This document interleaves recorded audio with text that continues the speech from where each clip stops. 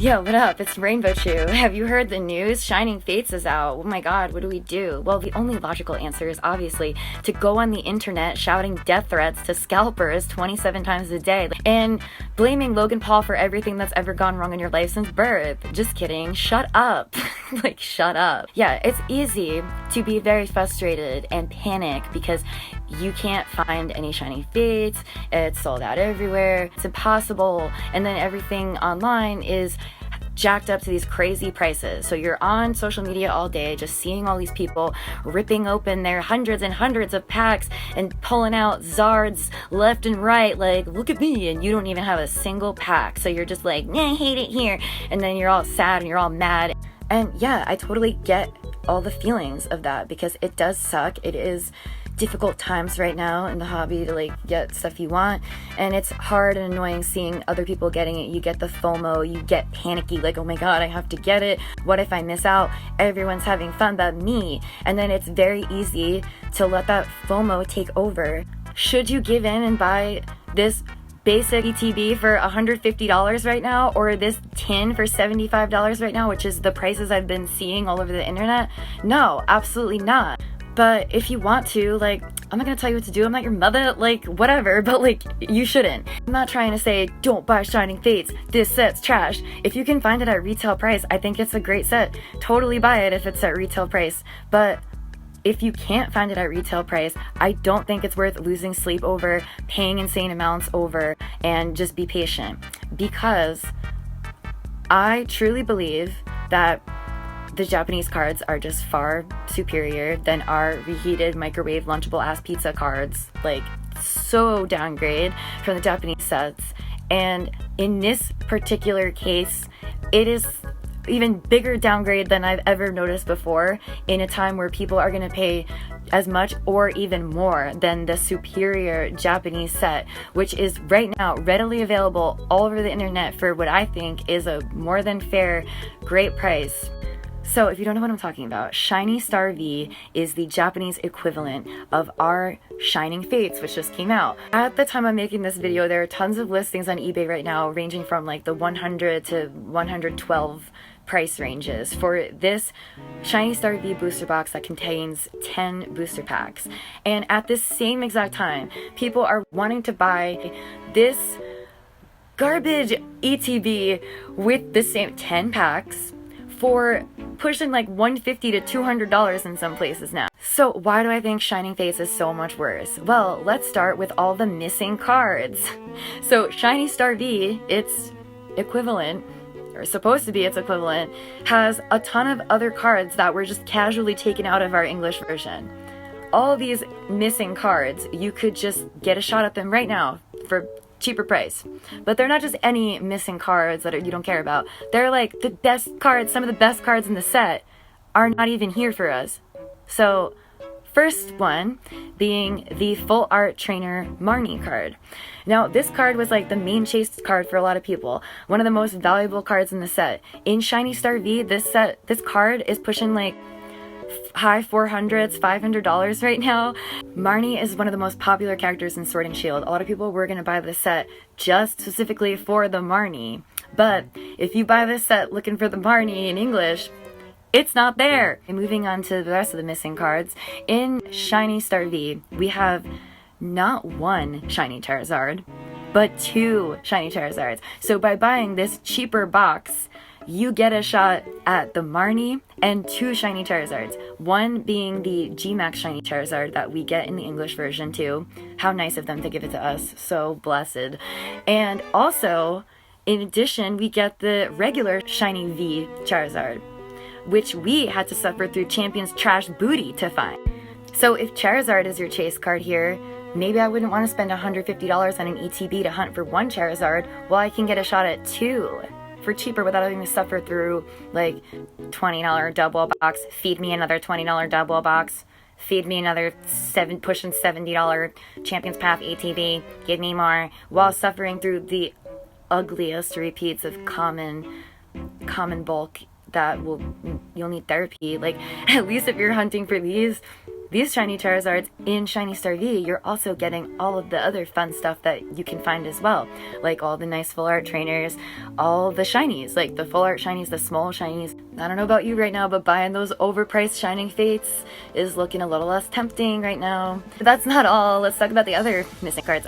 So then we also have the full art shinies, 2 each of Shiny Dragapult and Shiny Crobat V. These are 2 great looking cards that would definitely probably be chase card full art shinies for people, but they're not in it either. But why? How will we get them? Well, don't worry, the microwave keeps on spinning because we are getting these in English, but they're only in a special premium collection that will contain the Crobat version with both of the missing Crobat cards, and then the Dragapult version, which will include both of the missing Dragapult cards. But if it's hard enough to find any Shining Fates product whatsoever right now, but now we're taking all those divides and we're just funneling it into now everyone needs this one item and everyone needs this one item. Otherwise you can't complete the set, because this is the only way to get the Dragapult and the Crobat is to buy this Dragapult box. So every single person is gonna all at once need to buy this one item. So I think these are gonna be even more difficult to find than anything right now we've ever seen, because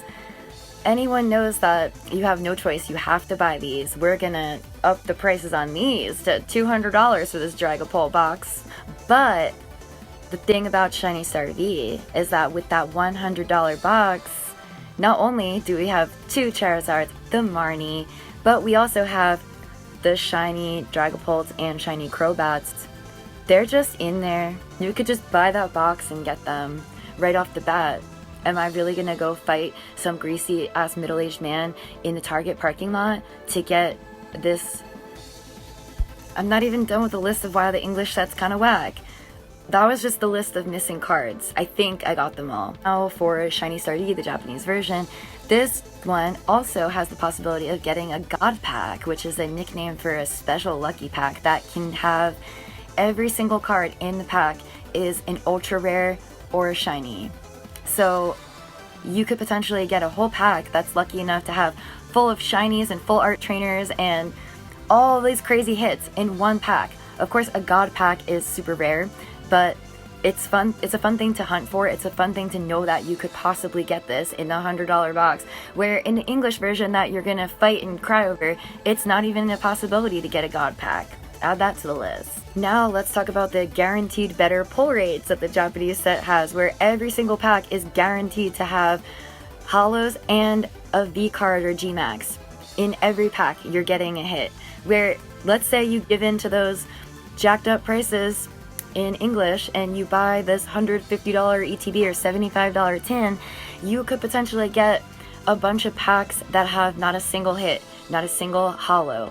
Alright, next let's talk about the quality. Japanese cards just have better quality. They're better. When you open up English packs and you see these YouTubers putting up the price of this card they pulled being like, oh, $5,000, that's usually they're talking about if this card was a PSA 10, it's worth that much. But in the English packs, the way the quality is, the chances of that being a PSA 10, you might as well just hunt for a God Pack in Shiny Star V, because the quality is just not good. The centering is off on like every single card. There's whitening all around the edges. The corners are all janked up. Like, and this is before you even touch the card. It's not even your fault. You can't even control this. Like, you could be as careful as possible and you're still not getting that fantasy PSA 10 card out of the pack. Where the Japanese one, the quality is like really, really consistent and really nice, where you could get a PSA 10. You can get a card that doesn't have these jagged edge, biggie small, print line hot mess, ultimate gambling, pay this high price for this product where it's already a gamble to see if you're going to get the valuable card you want to begin with, or get a hit in general. But now if you do spend all this money to try to get this valuable card and you get it and it's all like jacked up right out of the pack, it's not going to be nowhere near what the YouTuber flashed up on the screen when he said it was worth $10,000. Like, no, yours is garbage. Oh, and one more thing, this is just my opinion. All the Japanese holos have this really cool silver holographic border on them, which just makes them feel special. Like when I get a holo in the English ones with this yellow border, it just doesn't feel like a hit to me. It feels like the the card in the library book that I stamp the due dates on. I don't know, it reminds me of like that sick old library yellow. But yeah, at the same time, everyone's screaming like, Pokemon, make more! Right now! Where, first of all, we're in the middle of a global pandemic, and there's like all these crazy snowstorms going on right now, and like the demand is high. It's only gonna get worse with the 25th anniversary. It's just very chaotic times right now with the supply and the demand issue, that they acknowledge the issue and they said they're gonna try to print more, and we're all like, do it now! And like, I think they made that announcement saying that they were gonna print more like, what, a week ago, and everyone's like, well, where is it though? Like, they're working on it, they have to print it. So by the time if they're really like cranking these out hard to meet the demand while also printing multiple sets, they're reprinting. But I feel like at this rate, if they're really like cranking out that demand to like obey the people, you're lucky to get a pack fresh PSA 4 by the end of the year, by the time those machines are going to be like gasping for air quality. You're gonna be pulling out like a used handkerchief out of your pack, but you're all like, print them now, mom! And then we got all the YouTubers being like, hey everyone, please join me now. I'm opening 10,000 packs by noon, and then I'm eating another 3 booster boxes for dinner. Like, that's not making it any better. So it's like, I understand the anger at the scalpers for, you know, nobody should have to have the only option is paying $200 for a $50 box. Like, I understand the frustration. It's messed up. It's frustrating. But honestly, I think a lot of that anger is like, there's a lot of other like factors at stake, like happening right now, that are making this all a very difficult time for this.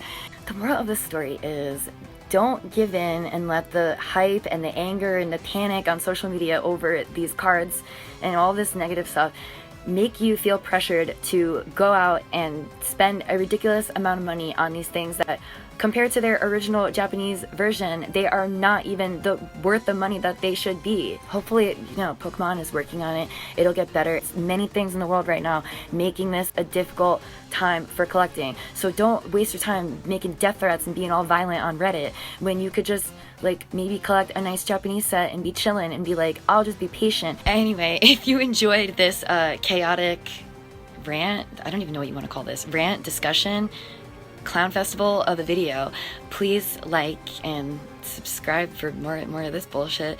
And if you made it this far, comment Jagged Edge Biggie Smalls. I would be so happy if anyone comments that. I will laugh for an hour and a half. Okay, bye, Jagged Edge Biggie Smalls.